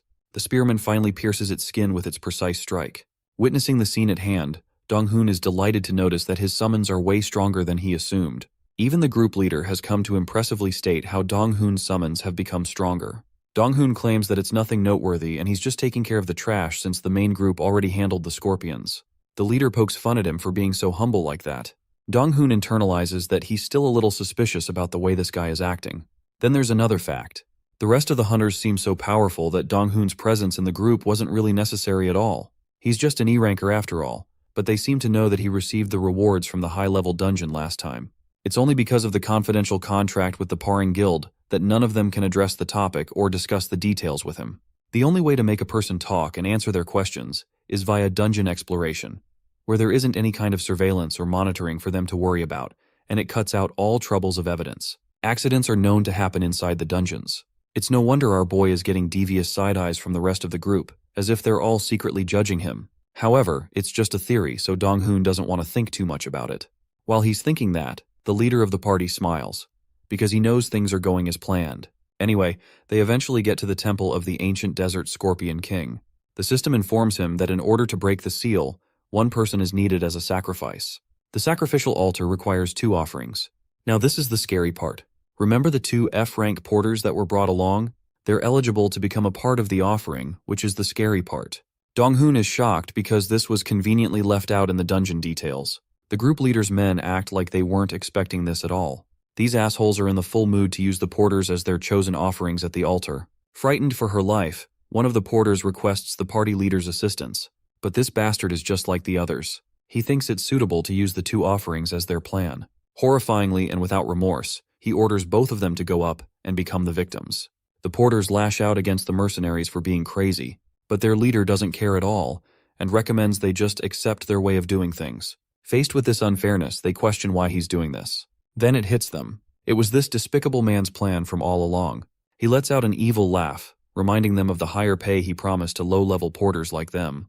Bringing out his weapon, the mercenary thinks it's only necessary to pay a high price for receiving a high reward. Dong-hoon has been quietly staring at the scene. He thinks that if the party leader is acting like this without worry, it means he's more than confident that he can defeat Dong-hoon even if he tried interfering. The party leader commands them to just go up and offer themselves as a sacrifice. But one man steps up to their rescue. Our boy Dong-hoon has picked his side and decides to go against the group. The party leader is a little surprised that he turned out to be a pure of heart person, even mocking Dong-hoon for playing a hero. Our boy doesn't care for insults and demands to know his goal. After all, there's a reason he was brought into the dungeon in this elaborate plan. The party leader is glad that he's not as clueless as he looks, while Dong-hoon gets pissy and demands an explanation. The man decides to get straight to the point. He wants to know about what happened with the high-level dungeon, and he had no way of knowing how, so he happily manipulated him into entering the dungeon. Surprisingly, he promises Dong-hoon that they don't have an objective of killing him or fighting him. There's a reason they revealed their true self, and it's because they wanted Dong-hoon to pick a side. If he joins them, then he'll have to spill information regarding the high-level dungeon raid, even promising him to share the rewards of the dungeon. Dong-hoon thinks it's a crazy deal coming from a bunch of lunatics who are ready to risk the lives of others for their own benefit. It's like an evil villain offering you to join their group. Dong-hoon is already hell-bent on his answer, which is an elaborate "fuck you." Dong-hoon doesn't give a damn and asks his skeletons to take care of the mess for him. They rain down a bunch of arrows, which are all swiped by the group leader with his swift reactions. The man is impressed with his answer, but he still thinks Dong-hoon will surely come to regret the decision he just made. Our boy stands with his position and explains that he doesn't value criminals as people to trust. The Bonehead Squad go heavy on the assault. The swordsman alone is giving a tough time to their leader. The man mocks him for believing that he stands a chance against him simply because he became stronger. Still, Dong-hoon is standing around free as his undead summons are taking care of the mess. The C-rank hunter is stronger than his expectations because he's close to a B-ranker in skill. Even still, Dong-hoon thinks it's better that way. The hunter smiles at the undead, mocking Dong-hoon for believing that he's the only one he's got to worry about. After all, there's a reason these lunatics end up exploring random ranked dungeons. Sensing the man's bloodlust, Dong-hoon alerts his swordsman. He even feels the stinging pain as the hunter manages to attack one of his summons. The hunter laughs as one assassin materializes from out of thin air. This guy is the real problem they should be worrying about, since he's an A-rank assassin from the Shadow Lurker group. The assassin turns to ask if this dude is really the same guy who cleared the high-level dungeon not even Gi Soil could. Dong-hoon is looked at like a weakling, but what he's really worried about is the presence of an A-rank hunter, as if things weren't the worst for him already. There's no way out of this mess, and while he lasted for a couple of while against B-rank hunters, this guy will prove to be really troublesome with his intervention. Suddenly, one of the porters decided to help out Dong-hoon. They're really sorry he has to face unnecessary pain and risk his life for their sake.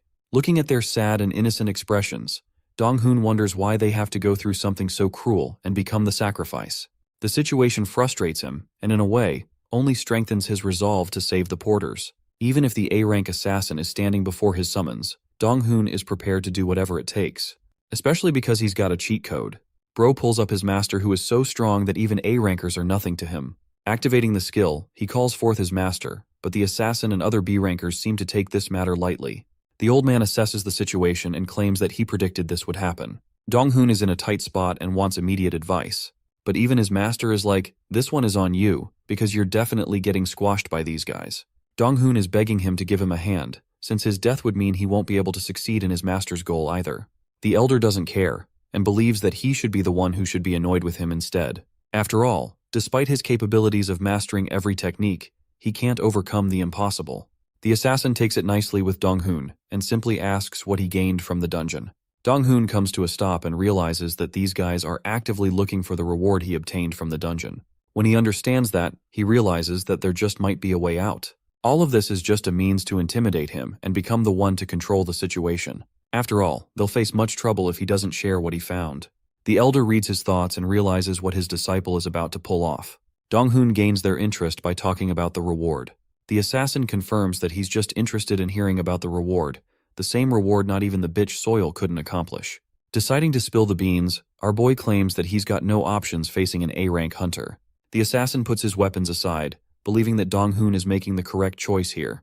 The trash necromancer claims that the only way he's going to tell the assassin is if he takes care of the B-rank hunters who betrayed him, because he's so angry and hateful of them that he isn't going to talk until he beats them. Saying that, Dong-hoon prepares his boneheads and asks the assassin's opinion on the deal. While physically peeved by this offensive offer, the assassin thinks for a second. While Dong-hoon claims that he suffers from a severe case of his pride, and he can't glance over what his fellow hunters just did to him. Unable to parse through his plan, the assassin questions his motive.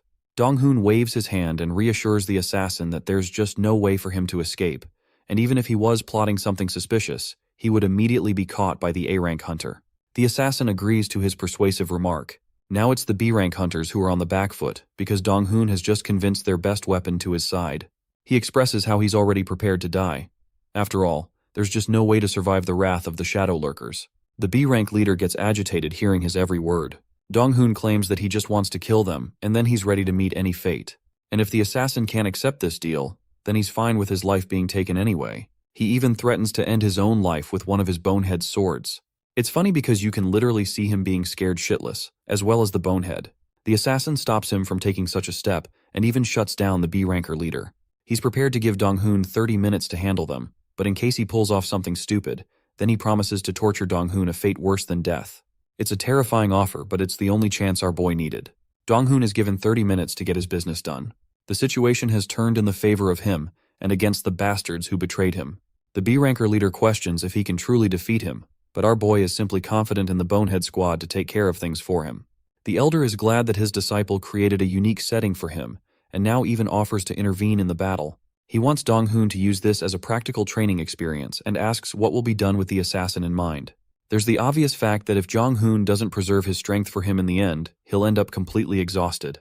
The elder confirms that he's got to preserve strength, and he's prepared to lend him a strategy to be used against his enemies. Dong-hoon orders the Bonehead Squad to take down the B-rank party. They unleash their coordinated attack upon the shitheads. The skeletons are evenly matched in combat. The arrows are proving to be troublesome for the B-rank leader. To top it off, the mage Bonehead decides to activate the fireball spell, unleashing an explosive fire attack upon those poor souls. Even the hunters are shocked that skeletons can somehow learn spells and use magic now. Bonehead 1 with his sword advances full force to combat the leader. His tiny little daggers are no match for his powerful slashes. To the point the daggers are broken, cornering him further. The skeleton kicks him with a very strong forward kick. The assassin observing the scene notes how every single movement of these monsters are precise. He can't believe it, but Dong-hoon is actually taking the upper hand in the fight. Suddenly, the A-rank assassin senses something. He can't believe that he's sensing a presence at the dungeon entrance when they should be on the lookout. Dong-hoon stands before the defeated B-rank scumbag. Now with no other options, he begs for his life like a pathetic dog. The elder thinks that it was an easy fight but gained him good experience. The actual combat will begin when he faces the assassin who is watching them. The elder thinks he's overestimating his capabilities, since it will take everything in his arsenal to bring down a threat like that. With resolute confidence, our boy shouts that he's already placed it on the line. Then he instructs Bonehead 1 and suddenly senses the presence of a person drawing near from afar. The elder expresses his worries because someone just as strong as the assassin has entered the dungeon. The elder insults his disciple for failing to plan ahead of things. Dong-hoon confirms that he doesn't really have any special tactics prepared for this situation. He's in a pinch and definitely won't be able to get out of this rut. A weakling of a hunter who blames himself for being overconfident in a gamble. Dong-hoon's confidence flickers while the B-ranking scumbag laughs in his face, because now he really doesn't have a chance. After all, they came with more than just one shadow lurker. Dong-hoon feels afraid and contemplates the option of running despite how hopeless it seems. However, it seems the second assassin came here to inform his friend about Gi Soyul's sudden dungeon entrance. Dong-hoon is utterly shocked by what he heard. He takes a second to digest the fact that Soyul has come to his aid, but it doesn't make any sense. Even so, the assassins have to leave no matter what, since they'll have no chance of beating her if they're caught. Saying so, they disappear into thin air, once again leaving the B-ranker in despair as he calls out for his brother. Dong-hoon is pleasantly surprised on the other hand, as he wasn't expecting them to run away in fear. Soil stands just outside the dungeon entrance, contemplating if she should really be doing this. She came here trailing Dong-hoon. Soil was capable of tracking him down using the pairing guild's network, but still feels like she's doing something wrong. She knows that Dong-hoon already promised her that he'd reveal everything when the time is right. So instead of joining the dungeon, she decides to wait and see what happens. As for the scumbags inside, they're getting the absolute shit beat out of them. I'm talking about getting bitch slapped left and right. Their leader is hell-bent on his survival and sets his sight on the porters, because he's ready to throw everything down the line for his own survival. Dong-hoon sees him preparing for some other strategy, since there's no way he can beat him in a direct battle. That's why he's targeting the porters. He alerts the bonehead to attack him before he's able to pull something off. Without hesitation, the undead slashes the man's arm clean off. Now that's what I'm talking about. Dong-hoon is doing this because he knows he wouldn't have been spared if their positions were switched. So he doesn't feel the need to forgive the bastard groveling in front of him. The same goes for the rest of the clowns. Frustrated in despair, the man cusses him out and tries to put everything in his power to tackle Dong-hoon. Sensing the need to act, the skeleton slashes his leg clean off, taking away his ability to walk and making him endure even more pain. Dong-hoon stands indifferent before the man, who is smacking the ground in his anger, lamenting how things turned out. Dong-hoon draws near him and reminds the scumbag that he's the one who betrayed him, not the other way around. With no options left, the B-ranker begs to be killed, but our boy has a tasteful stage prepared for him. He coldly reminds this guy that he's not getting an easy death even if he wants it. The wailing man pleads to be killed, but Dong-hoon's skeleton simply grabs his arm and begins dragging him to the temple. He's tossed in the place of the offerings. The same goes for another one of the B-rankers, since they require 2 living hunters to challenge the boss. He cusses him out as the sacrificial conditions are fulfilled at last. If this didn't happen, Dong-hoon would have prioritized exiting the dungeon without clearing. However, with the betrayal he faced inside, he's ready to hand them the fate they deserve. The altar accepts the 2 human offerings Dong-hoon intends to avenge the people who wronged him. With the conditions met, the seal is broken. The bodies of the hunters offered as sacrifice disappear into nothingness. Despite their betrayal, Dong-hoon wishes them to live a better life if they're ever reborn. Come to think of it, he can't figure out what's taking Soil so long to arrive, since her mere presence scared away the assassins. If not for her, he would have been dead by now. So it's a good thing she came. The thought of fighting one A-ranker is impossible as it sounds, and then 2 would have been double the difficulty. Dong-hoon would have become the sacrifice for sure. The ground rumbles with the fulfillment of the sacrifices. The ancient Scorpion King is unleashed as a gate opens up. Its mere rage terrifies the porters, and even stun the skeleton summons. Their stats are automatically nerfed by a staggering 20%. Dong-hoon reflects that his upcoming battle has to be a tough one. The porter worriedly asks if they're going to be okay. He claims that he's unsure about the outcome, but it's still better than confronting the shadow lurkers. The porters agree while Dong-hoon takes a second to come to his senses. He thinks his training will pay off, and his nagging master is there to question if he needs his help to beat the boss. It's a joke after all, since the elder thinks his disciple should die if he can't even beat a boss like that. Dong-hoon is offended by his nagging, while the elder decides to take his leave, putting our boy in more despair than before. The duration of the skill came to an end after all, much to Dong-hoon's annoyance. What's more is that he sees the enraged giant scorpion rushing full speed to kill him. Poor guy realizes that he's going to have to figure things out himself and beat the scorpion without help. Dong-hoon suddenly realizes that the attack is coming from underneath the ground. He tells the mage skeleton to activate air shield again. As for the rest, they're told to assume different positions and prepare for battle. Prioritizing his own safety, Dong-hoon hides behind the shield bonehead. As the archer bonehead is taking aim, the giant scorpion emerges from under the ground with its bellowing size. It subverted Dong-hoon's expectations completely, ignoring him and targeting the other skeletons. This means that the boss has some level of intelligence. The giant scorpion visually doesn't seem any different from its smaller counterparts. The monster roars as Dong-hoon activates bonehead number 4 to attack. The creature uses its special taunting skill to forcefully make the boss its own target. The Scorpion King redirects its attack to the shield bonehead, raging at him full speed with its rushing attack.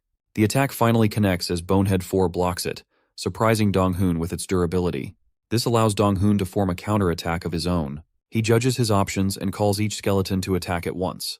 Without stopping, they all lunge forth to attack the beast. Arrows strike its skin. Fire wreaks havoc on the monster's body. The swordsman and spearmen also jab the creature with their repeated attacks.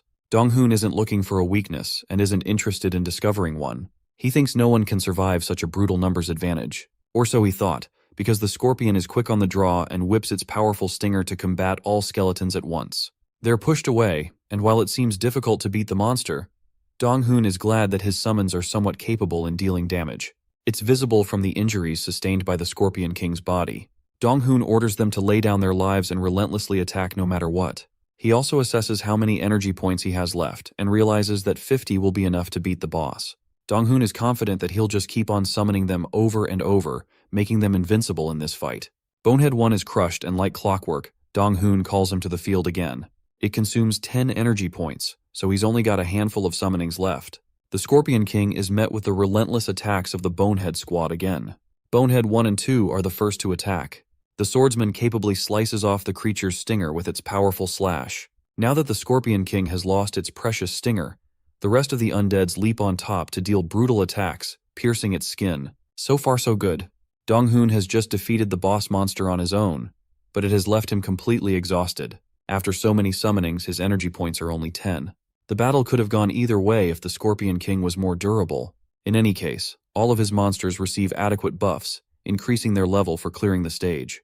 With their stats and skills raised, Dong-hoon is glad that he acquired this much from the boss. The system offers him a notification to retrieve the Scorpion King's venom gland. It's an item, so there's no reason to reject it. Dong-hoon happily accepts as the object materializes in his hand. As he inspects the object, Dong-hoon wonders if it's a simple ingredient. The system explains that the effect of the creature's poison rests inside the item. There are actually 20 types of poisons that could be used to make equipment or skills. Suddenly, one of the boneheads alerts its boss. Bonehead 3 reacts to the venom gland, allowing the system to fulfill a hidden condition. Dong-hoon can now make poison arrows thanks to the skin ingredient he just obtained. It wasn't even in his wildest dreams that a skill could be activated by meeting certain conditions like that. He now understands why the Dark Lord loves dungeons because of their drops. Dong-hoon immediately accepts the skill Poison Arrow, further strengthening the powers of Bonehead 3, who has learned the skill in his place. The desert stage is cleared with the defeat of the monster, and a clearance reward is promised to the hunter. Dong-hoon finds himself transported just outside the dungeon, proving that they conquered it successfully. The porters happily sing and dance in joy, now that they managed to survive thanks to the help of this lousy necromancer. Dong-hoon is happy for them and advises them not to accept jobs for the price alone. Saying their farewells, they leave. With that settled, Dong-hoon is eager to check the dungeon's reward in his hand. The system notifies him that he's received another unique item called the Trace of the Desert. Dong-hoon observes the item in his hand as it materializes into a golden key. Further information regarding the key is provided. It can unlock the dungeon called Ancient Desert, and it's also bound to Dong-hoon. He contemplates if it's supposed to be a linked dungeon of some kind. While he wants someone to fill in the information for him, there's no one around. Except Soil, who suddenly greets him with her presence. She tells him that she was looking forward to his explanation, since he's already exploring dungeons. She was also afraid that he might just go on avoiding her forever. Bro is dead nervous, and even his skeletons can see that. He wonders if offering the truth would be ideal in this situation, or if he should make a false story. But the risk of that is that she'll end up detecting his lies. The Dark Empress is the last person he wants to make an enemy out of, so our boy simply swallows his fate and decides that it's best to spill the beans. There's also the fact that he's a novice hunter who doesn't have anything going for him. It might help him establish a strong connection to one of the best rankers all around. Letting out a breath, Dong-hoon decides to confess. He recalls how she was interested in knowing how he cleared the dungeon as well as the reward he obtained. Dong-hoon is prepared to say everything for one condition. Soil is all ears, up until he requests her to protect him until he can become even stronger. It's an odd condition, which prompts her to ask if he's supposed to pay some kind of debt. Dong-hoon explains that he's just got a bunch of troublemakers after him. She asks about the second part of his condition. Since he's a novice, he's got a lot to learn, so he's seeking her guidance for anything like that, starting with the key in his hand. Seeing it, Soyul is surprised and questions if what he's holding is a medium. Of course, Dong-hoon doesn't get what that means, but he's hoping it's valuable enough to gain the attention of a powerful ranker. Soyul learns that he acquired the exclusive drop from the dungeon, even calling him a lucky man. The thing is, the chances of finding a rare item like this in a regular dungeon is next to zero. There's only 100 of these in the entire world, and it is also bound to the person who found it, which means it can never be traded. Still perplexed, Dong-hoon looks at her with a blank face and asks its purpose. Soil adds that mediums like these are a kind of fortuitous opportunity. Using them allows linked quests to pop up, and since those quests eventually increase in rank, they could reach the S-rank level, amounting to all kinds of exclusive drops. Hearing the word S-rank startles Dong-hoon. Soil added that even for rankers like herself, they're actively looking for valuables like that. Her face is drawn to a sad expression, implying her regret. She does end up accepting both of his conditions, making Dong-hoon very happy. At the same time, she has one condition of her own in exchange. The scene cuts from there as Soil and Dong-hoon go back to his room. She's a little underwhelmed that he's been living like shit, seeing the stacks of cup noodles on his desk. Dong-hoon feels bad, but Soil wants to follow him for the promise they made. Soil expresses that she doesn't detect any surveillance devices, as she tried scouting the environment. She also doesn't detect a powerful hunter in the building, doubling on his safety. Dong-hoon is impressed that she was meticulous in her search. She's glad to have confirmed the place he lives, and now, her plan is to stay on the rooftop for the meantime. As Soil leaves, she wants him to inform her before his next training session. Let's go back a step and see what happened in their meeting. Soil's condition was that she wanted to monitor Dong-hoon's training, since she's observed his energy ever since he cleared the dungeon, and has come to realize that he only keeps getting stronger. It has sparked her curiosity, and makes her wonder the reason responsible for kickstarting his rapid growth. Back to his room, Dong-hoon reflects that he explained everything about the fortuitous opportunity. That means, he told her about the old master who is currently training him vigorously in all kinds of ways. There's only one problem now, those being the terrifying group of shadow lurkers. They'll definitely be on the hunt for their missing target, but Dong-hoon is prepared to give them hell when that time comes. The following day, the old master smacks his body with his painful and powerful palms. Dong-hoon has to bear the brunt of this brutal training, while the elder explains that his body is slowly getting used to it, and that means he should boost the intensity. Poor guy has to eat so much pain and calls out his master for straight-up assaulting him with violence. The elder calls him out for defaming his grand technique and severely making a mockery out of it. Filled with terror, Dong-hoon realizes that he phenomenally fucked up and has earned the old man's rage. The master keeps on battering him as he wails in agony, while Soil watches the scene. The system informs him that his pain-resistance skill has jumped up a level. His destroyed body rests before Soil, who is surprisingly calm. She tells him that despite seeing his training, she literally can't fathom its purpose. The fact that he's been going through this kind of training boggles her. Despite his explanations, Dong-hoon expresses that Soil shouldn't be able to see the old man regardless. She also can't follow along with the training because of how unique it is. The elder calls his weakling disciple to get back up since they've got 30 minutes to spare in training. Bro is defeated but realizes that he doesn't have any excuse to escape his wrath. Regarding the skeletons, Bonehead number 2 trained yesterday, allowing Bonehead 3 to switch in.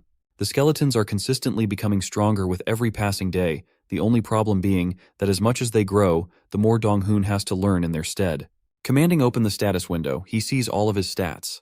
Pleased with the recent developments, Dong-hoon is happy. Bonehead 1's /skill, Bonehead 2's thrust, 3's shot, and 4's block. He has so far learned every one of their skills, except for the mage, Bonehead 5. In order to learn its skill, Dong-hoon has to first understand and learn how to use ki within his body. The elder inscribes a circle into the ground and instructs him to sit crossed-legged. Dong-hoon does as he is told and simply sits down while awaiting further instructions. The elder orders him to recite the formula of the Great Blue Heart technique from last time. However, he is also instructed to focus while reciting the formula, allowing formless energy to pass through. Closing his eyes and intensifying his concentration, Dong-hoon recites the formula. In his thoughts, the elder explains that the breathing element of the technique is perhaps the most important. After all, if one can't sense Kai, then there's no choice for him but to receive the elder's beating. Bro realizes the stakes at hand and heightens his concentration even more. In his meditation, Dong-hoon desires to become stronger and is willing to endure anything it takes. The scene switches to Soil, who is glancing around at the rooftop. She wonders if it's really true that he's become the student of the old master, the same master who defeated her countless times with ease. She remembers his harsh words. Soil thought the fortuitous opportunity must have been the reason, but the reason behind Dong-hoon's strength is his ability to endure painful training every single day, to the point his bones are being rearranged. She acknowledges his skill, and feels as if there isn't any choice but to observe him. After all, the elder she faced is always beside him. Soil has gained a unique thread of hope, believing that she'll become stronger just by watching him train. Speaking of our boy, he's resting as we speak, while Soil anticipates how much he'll grow in the future. Now let's talk about the villains and head over to their headquarters. The Shadow Lurkers learned that Soil's interference caused the previous mission to fail, which is why they need additional support. Their leader expresses how they have difficult relations with the Parang Guild anyway. This man is Nick Jahan, notoriously known as the Hellhound, and ranked one of the best in the entire world. His underling apologizes for failing the mission before Soil's intervention. Jakan questions if this opportunity could really help him gain control of the hunters. The A-rank assassin confirms that Dong-hoon's case is interesting enough to draw the attention of Soyul. Jakan confirms that it's indeed interesting, and snaps his fingers, calling forth his secretary. He learns that they're booked for the next month to come, and asks for Dong-hoon's rank. After coming to learn that he's just an E-ranker, Jaekon feels like there won't be any trouble in handling them. He's ready to take on Donghoon on his own in 1 month. Meanwhile, the lousy Necromancer is persisting in his daily training while Soil watches him. Donghoon collapses after 40 reps. Soil calls for his name and draws near him, claiming that she has an important matter to discuss with him.